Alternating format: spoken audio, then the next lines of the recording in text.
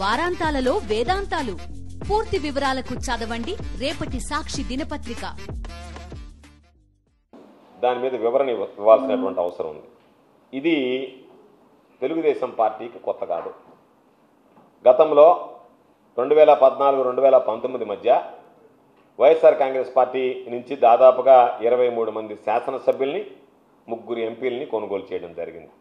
ఆ రోజు నేరుగానే కొనుగోలు చేశాడు. ఆ రోజు డైరెక్ట్ సేల్, అంటే నేరుగా మీరు మా దగ్గరికి వస్తే ఇదిగో మీకు ఇన్ని కోట్లు ఇస్తామని చెప్పి ఎమ్మెల్యేని సంతలో పశువులు కొన్నట్టుగా కొన్నారు. ఎంపీలు ఒక 3 ఎంపీలని కొనుగోలు చేశారు. ఆ రోజు మీ ఉద్దేశం ఏంటి?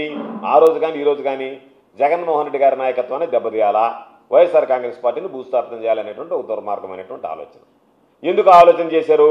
ఎమ్మెల్యేలందరూ వెళ్ళిపోతున్నారు, ఎంపీలందరూ వెళ్ళిపోతున్నారు, ఇంక ఈ పార్టీకి దిక్కు మొక్కు లేదనేటువంటి ఒక ప్రచారం తీసుకురావడానికి. అయితే ఆ రోజు ఏం జరిగింది? తర్వాత వచ్చినటువంటి ఎన్నికల్లో నీకు 23 సీట్లు వచ్చాయి, 3 ఎంపీ సీట్లు వచ్చాయి, 23 ఎమ్మెల్యే సీట్లు వచ్చాయి. అంటే దాదాపుగా 23 మంది ఎమ్మెల్యేలను కొనుగోలు చేస్తే నీ దగ్గర ఆ రోజు 108 మంది ఉంటే ఇంకొక 23 మందిని నువ్వు కొనుగోలు చేస్తే నీకు వచ్చినటువంటి మొత్తం కలిపితే 23 సీట్లు వచ్చాయి. కాబట్టి కొనుగోలు చేసినంత మాత్రాన్నే వైఎస్ఆర్ కాంగ్రెస్ పార్టీని జగన్మోహన్ రెడ్డి గారి నాయకత్వాన్ని దెబ్బతీయలేరు. ఒకటి నెంబర్ 1 పాయింట్. నెంబర్ 2 పాయింట్ దగ్గరికి వచ్చేటప్పటికి ఈరోజు మీరు మరలా కొనుగోలు మొదలుపెట్టారు. ఈరోజు ఇండైరెక్ట్ సేల్ అంటే ఏ విధంగా ఉంది? నాకు తెలిసినటువంటి సమాచారం ప్రకారం నువ్వు ఎవరి చేత అయితే రాజీనామా చేయిస్తున్నావో, వాళ్ళని నీ పార్టీలో చేర్చుకుంటున్నావో ఆ టికెట్ వాళ్ళకే ఇస్తావా? ఇవ్వాలి కదా. కొంతమందికి మాత్రం నేరుగా వాళ్ళతోనే బేరసారాలు పెట్టావు. మీరు రాజీనామా చేయండి, మరలా నా పార్టీలోకి రండి, నా పార్టీలో ఈరోజు నీకు అవసరం ఏముంది? దాదాపుగా 21 మంది నీకు సంబంధించినటువంటి ఎంపీలు ఉన్నారు, నీకు సంబంధించి 164 మంది ఎమ్మెల్యేలు ఉన్నారు. ఈరోజు ఈ 11 మంది రాజ్యసభ సభ్యుల మీద నువ్వు ఎందుకు కన్నేసావు? అంటే డైవర్షన్ పాలిటిక్స్. ఈరోజు ప్రభుత్వం అన్ని విధాలా ఫెయిల్ అయింది. నేను చెప్పినట్టుగా అన్ని రంగాల్లో ఫెయిల్ అయింది. సంక్షేమ కార్యక్రమాలు అమలు చేయలేదు, ప్రజల్లో ఒక వ్యతిరేకం ఉంది, దాని నుంచి ప్రజల దృష్టి మరల్చాలా.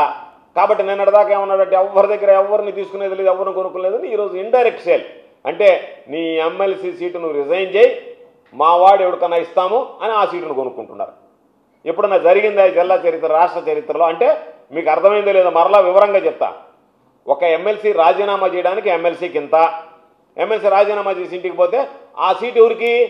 వేరే వాడు ఎవడైనా కొనుక్కోవచ్చు ఆ సీటు. నువ్వు రాజీనామా చేయి అంటే ఉద్యోగం కొనుక్కున్నట్టు. నువ్వు రాజీనామా చేయి, నాకు ఇస్తాడు ఆ సీటు చంద్రబాబు, కాబట్టి ఇదిగో నీకు ఇంత ఇస్తా. వాళ్ళేంది? సరే నాకు ఇంత ఇచ్చేయ్యా, నేను బయటికి వెళ్ళిపోతాను, ఆ ఉద్యోగం నువ్వు తీసుకో. ఎంత నీచమైనటువంటి రాజకీయాలు! ఎంతమందికి నువ్వు తిరిగిస్తాననేటువంటిది ధైర్యంగా చెప్పు. నీ దగ్గరికి వచ్చారు, రాజీనామా చేసి వాళ్ళని నువ్వు కొనసాగిస్తావా? మరలా వాళ్ళకి అవకాశం ఇస్తావా? ఇతరులకు అవకాశం ఇస్తావా? ఇది ఇండైరెక్ట్ సేల్ కదా. కాకపోతే ఈరోజు నేను అంటున్నా ఒకటే మాట చెప్తున్నాం. చాలామంది నాయకులకు ప్రాధాన్యత ఇచ్చారు జగన్మోహన్ రెడ్డి గారు. వాళ్ళు వెళ్ళిపోవచ్చు, తల్లిపాలు దాగి రొమ్ము గుద్దేటువంటి వాళ్ళు ఉండవచ్చు. ఎక్కడెక్కడ వాళ్ళకో తీసుకొచ్చి పాపం వాళ్ళ మీద పాపం వీళ్ళైతే అన్ని వర్గాలకి ప్రాధాన్యతనివ్వాలి, అన్ని వర్గాలకు సంబంధించినటువంటి దాంట్లో ఉండాలి అని చెప్పి అనామకులైనటువంటి వ్యక్తులకు కూడా కొంతమందికి అవకాశాలు ఇచ్చాడు. పాపం చాలామంది బాధపడ్డారు. పార్టీలో బలంగా పనిచేసేటువంటి వాళ్ళకి కాకుండా, బలమైనటువంటి వర్గాలకు కాకుండా ఇటువంటి వర్గాలకు ఇచ్చాడని బాధపడ్డారు. సరే లేదు, సోషల్ ఇంజనీరింగ్ ఉండాలి, అంతా ఈ సమాజంలో అన్నీ కలిపి ఉండాలి, సామాజిక న్యాయం జరగాలనేటువంటి ఆలోచనతో ఇచ్చాడు. ఎవరిని కించపరిచినటువంటి సందర్భాలు లేవు, అందరినీ గౌరవప్రదంగా చూశాడు. ఈరోజు ఏం ఆశించి వీళ్ళు వెళుతున్నారు అంటే స్వలాభం, ఏదైనా వ్యాపారాలకు సంబంధించినటువంటి లావాదేవీలు కావచ్చు, కేంద్రంలో ఎన్డీఏ ఉంది కాబట్టి మనం ఇక్కడి నుంచి వెళ్తే మన పనులన్నీ జరుగుతాయనేటువంటి దుర్మార్గమైనటువంటి దురాశమైనటువంటి ఆలోచనతో తప్ప నీకు ఆ అవకాశం కల్పించినటువంటి వ్యక్తి ఎవరు? నువ్వు ఈరోజు ఆ స్థానంలో నేను కూర్చోబెట్టినటువంటి వ్యక్తి ఎవరు? ఆ స్థాయికి నేను ఎదగడానికి నీకు కారకుడైనటువంటి వ్యక్తి ఎవరు? దాన్ని మరిచిపోయి మూలాలను విస్మరించి ఈరోజు తల్లిపాలదాలి రొమ్ము గుద్దినటువంటి విధంగా నాకు అధికారం వచ్చింది, నేను ఈరోజు రాజ్యసభ సభ్యుడిని, నేను శాసనమండలి సభ్యుడిని, కాబట్టి నా ఇష్టారీతిగా వ్యవహరిస్తానంటే అటువంటి వ్యక్తులను ఎవరిని ప్రజలు క్షమించరు. అందుకనే గతంలో ఎవరైతే అమ్ముడుపోయారో వాళ్ళు చాలామంది కాలగర్భంలో కలిసిపోయారు రాజకీయంగా. కాబట్టి ఈరోజు వైఎస్ఆర్ కాంగ్రెస్ పార్టీకి సంబంధించి ఎవరో ఒకరో ఇద్దరో పోయినంత మాత్రాన్నే, రాజ్యసభ సభ్యులు శాసనమండలి సభ్యుల్ని చంద్రబాబు నాయుడు కొనుగోలు చేసినంత మాత్రాన్నే వచ్చేటువంటి నష్టం ఏమీ ఉండదు. వైఎస్ఆర్ కాంగ్రెస్ పార్టీకి సంబంధించి ఎంతోమంది నాయకులను తయారు చేశాం. 2019లో ఎంతోమంది కొత్త వాళ్ళకి టికెట్లు ఇచ్చాం, వాళ్ళు గెలిపించుకున్నాం. వాళ్ళకి సంబంధించినటువంటి వాళ్ళ పొలిటికల్ లైఫ్ ఎమర్జ్ అయింది జగన్మోహన్ రెడ్డి గారి ద్వారా. కాబట్టి జగన్మోహన్ రెడ్డి గారు వైఎస్ఆర్ కాంగ్రెస్ పార్టీ అనేటువంటిది సమర్థవంతమైనటువంటి రాజకీయ నాయకులను ఉత్పత్తి చేసేటువంటి కర్మాగారం లాంటిది. కాబట్టి ఏమీ ఇబ్బంది కానీ దానికి సంబంధించినటువంటి బాధ కానీ ఉండదు.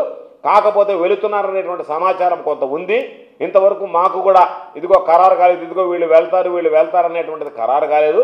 కొంతమంది రాజీనామాలు సమర్పించడానికి సిద్ధపడ్డారు. కాబట్టి ఏది ఏమైనా ఒక్కసారి ఆత్మావలోకనం చేసుకొని ఆత్మ పరిశీలన చేసుకోవాల్సింది. ఈరోజు నాకు ఈ పదవి ఎవరు ఇచ్చారు, ఆ పదవి ఇచ్చినటువంటి వాడికి నేను న్యాయం చేస్తున్నానా ద్రోహం చేస్తున్నానా అనేటువంటిది ఆలోచన చేయాలి. పదవి ఇచ్చిన తర్వాత ఆ పదవికి న్యాయం చేయాలి, ఆ పదవి ఇచ్చినటువంటి వ్యక్తులకు న్యాయం చేయాలి తప్ప ఈరోజు రాజకీయాలు ఏంది, ప్రజలు పార్టీ ప్రధానం. అటువంటిది ప్రజలతో సంబంధం లేకుండా పార్టీ ఇచ్చినటువంటివి వీటిని మీరు విస్మరించి గతంలో ఎన్ని మాటలు మాట్లాడి ఉంటారో నాకు తెలుసు. అందుకని వాటి గురించి ఏమీ పట్టించుకోవాల్సినటువంటి పనిలే.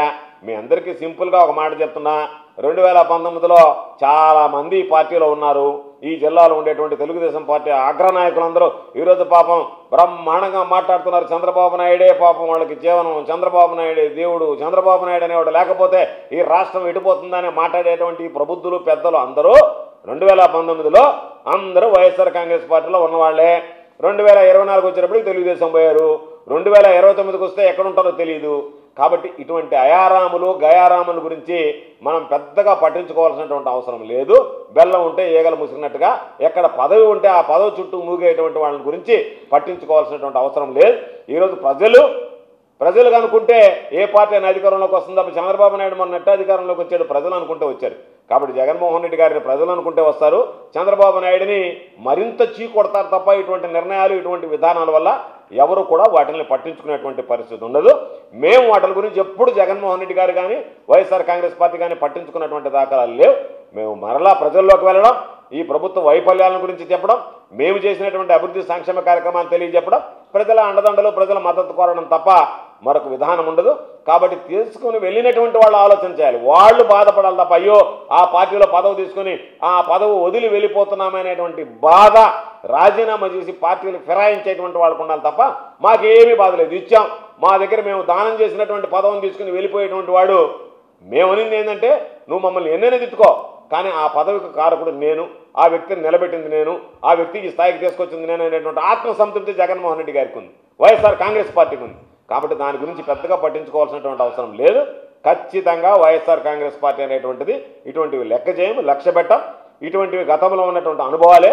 ఏదో పార్టీని అనగదొక్కాలనో లేకపోతే జగన్మోహన్ రెడ్డి గారి నాయకత్వాన్ని ప్రజల్లో పలసం చేయాలనేటువంటి ఆలోచన చేస్తే చంద్రబాబు నాయుడు గతంలో బోర్లా పడ్డట మరలా బొక్క బోర్లా పడేటువంటి అవకాశం ఉంది. జిల్లా నుంచి వదిలినా, రాష్ట్రాన్ని నుంచి వదిలినా, ఎక్కడి నుంచి వదిలి వెళ్ళినా పార్టీకి జరిగేటువంటి నష్టం ఏమీ లేదు.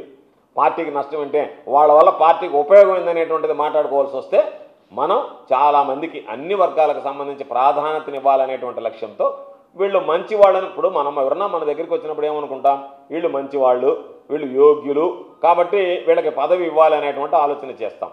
వాళ్ళు ఆ పదవి వచ్చిన తర్వాత విశ్వరూపం చూపించి వాళ్ళు అసలు నైజం బయటపెట్టి వెళ్ళిపోతే దాని గురించి అనుకునేది ఏముండదు. కాకపోతే ఒక నిమిషం అనిపిస్తుందంటే ఇటువంటి వాళ్ళనా మనం నమ్మి హక్కును చేర్చుకున్నది అని బాధ కలుగుతుంది, అంతే తప్ప దానివల్ల నష్టమైతే ఏమీ ఉండదు. కాబట్టి ఏదన్నా బాధ కలిగితే కలగవచ్చు తప్ప మాకు జరిగేటువంటి నష్టమైతే ఏమీ ఉండదు, ఏమీ ఉండదు. జగన్మోహన్ రెడ్డి గారు రాజకీయాల్లో ఉంటే చంద్రబాబు నాయుడు థ్రెట్టే కదా. చంద్రబాబు నాయుడు అనేటువంటి వాడికి నిద్ర లేస్తే కనపడేది జగన్మోహన్ రెడ్డి గారే కదా. నీడను చూసినా కూడా భయపడుతున్నాడు కదా.